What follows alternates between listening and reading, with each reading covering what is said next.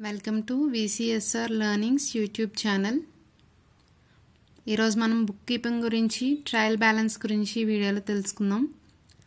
Book keeping means the process of recording your company's financial transactions into organised accounts on a daily basis. Daily బేసిస్లో accounting transactions అనేది record చేసేదాన్ని book keeping అంటారు.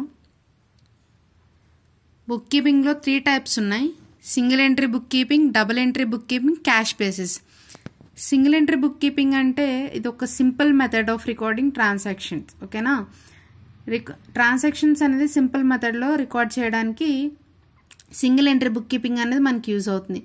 Single entry book keeping అనేది small business, ఏదైనా చిన్న చిన్న వ్యాపారాలు చేసుకునే వాళ్ళకి బాగా ఉపయోగపడుతుంది.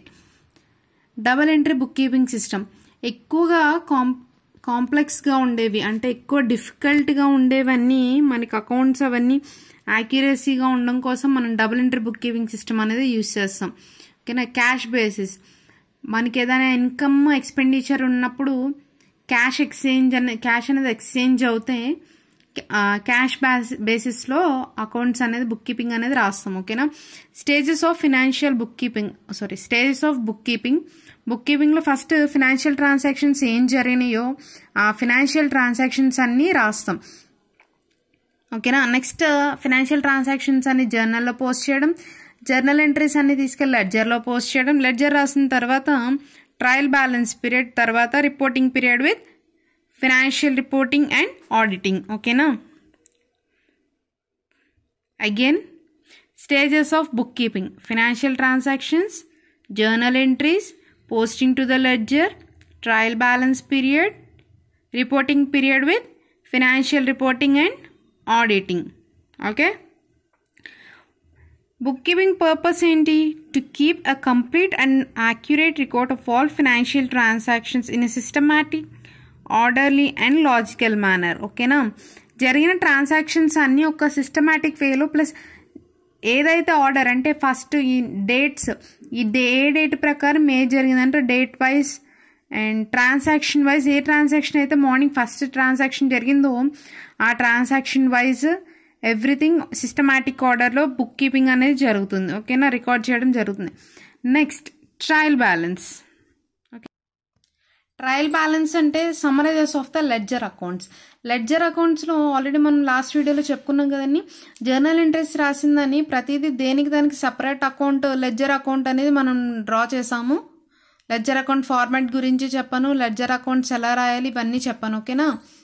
ఈ వీడియోలో మనం ట్రయల్ బ్యాలెన్స్ గురించి చెప్పుకుందాం. ట్రయల్ బ్యాలెన్స్ అంటే మనకి లెడ్జర్లో ఏదైతే పోస్ట్ చేశారో అవన్నీ మళ్ళీ లాస్ట్లో మనం to balance broad down, to balance carried down are by balance broad down ఇవన్నీ రాసాం కదండి.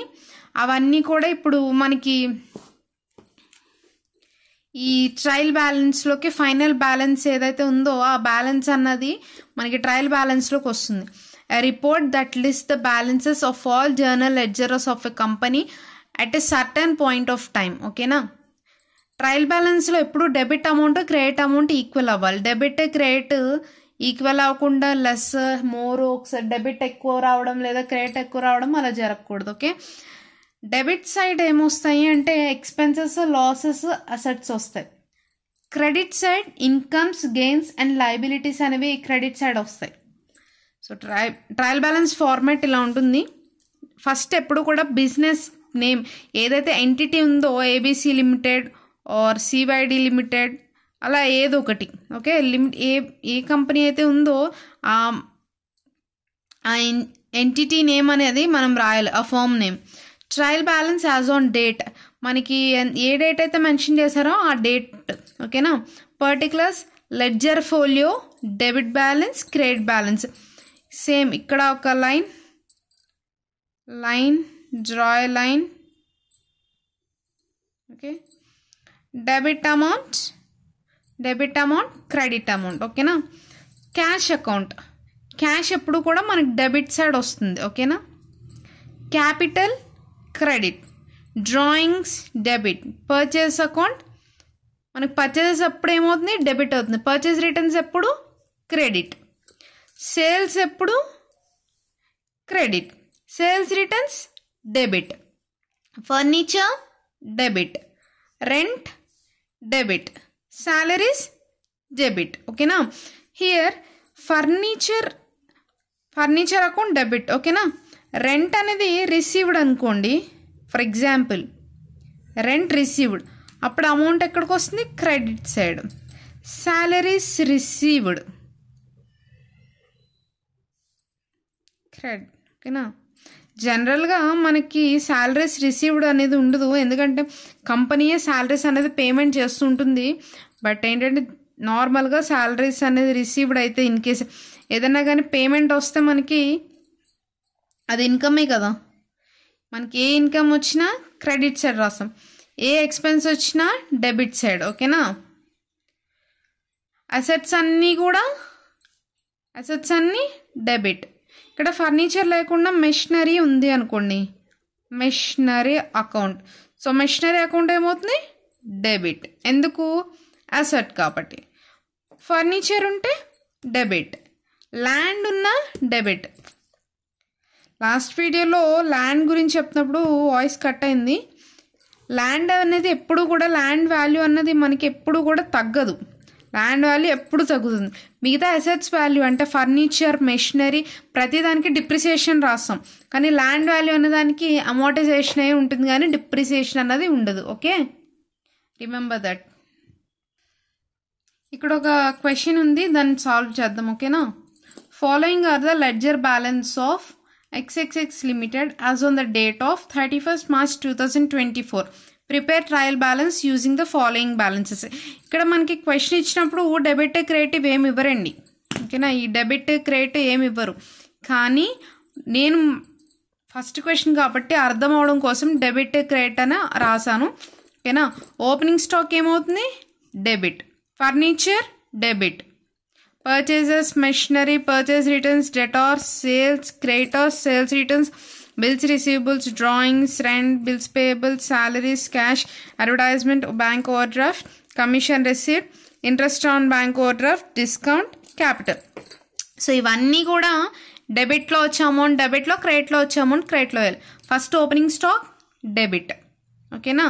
Furniture debit, purchases debit, machinery debit, purchase returns credit, debtors debit, sales credit, creditors credit, sales returns debit, bills receivable debit, drawings debit, rent received credit, rent paid debit, bills payable credit, salaries debit, cash debit, advertisement debit, bank overdraft credit, commission received credit, interest on bank overdraft debit, discount credit, capital credit.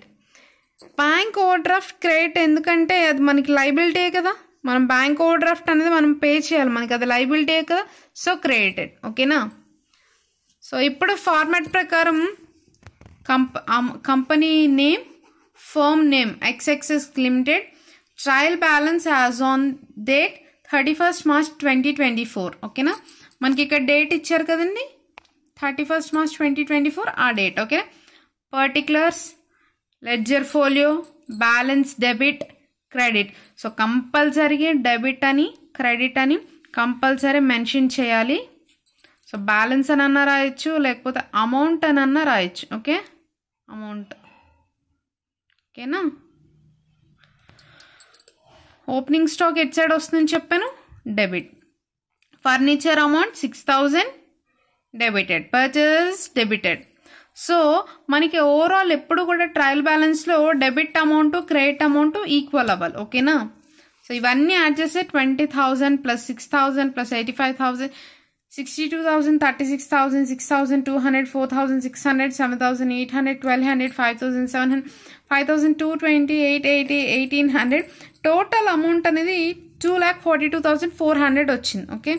Same credit side values అన్నీ కూడా add చేసినప్పుడు 2,42,400 వచ్చింది. ఓకేనా.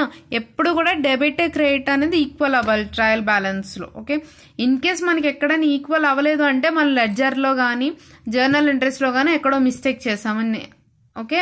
So వెంటనే కూడా మనకి ఎప్పుడైతే trial బ్యాలెన్స్లో mistake వచ్చిందో వెంటనే లెడ్జర్ అకౌంట్స్, జర్నల్ ఎంట్రీస్ ఇవన్నీ కూడా చెక్ చేసుకోవాల్సిన అవసరం ఉంది. ఓకే, ఫస్ట్ అవి చెక్ చేసుకొని మనం అప్పుడు ట్రయల్ బ్యాలెన్స్ చెక్ చేసుకోవాలి. ఇక్కడ నేను మీకు opening stock, debtors, creditor, purchase return, sales return, machinery, land, cash, bank ఇవన్నీ ఇచ్చాను కదా. ఇవన్నీ ఏది ఇటు డెబిట్ సైడ్, ఏది క్రెడిట్ సైడ్ వస్తుంది అన్నది మీరు నాకు కమెంట్స్లో చెప్పండి. ఓకేనా? ట్రయల్ బ్యాలెన్స్ చాలా ఈజీ అండి.